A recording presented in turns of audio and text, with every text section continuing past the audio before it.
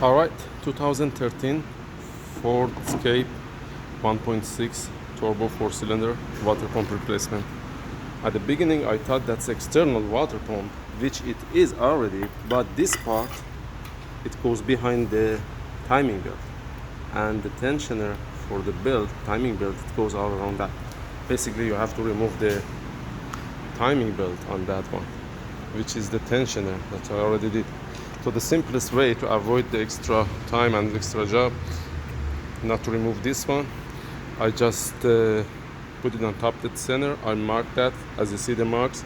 I put this screw between the teeth to avoid this Fraser turn. I put the vice grip, for the oil filter vice grip, all around the belt. As you see the belt right here, it's tight, and I take it out from the bottom.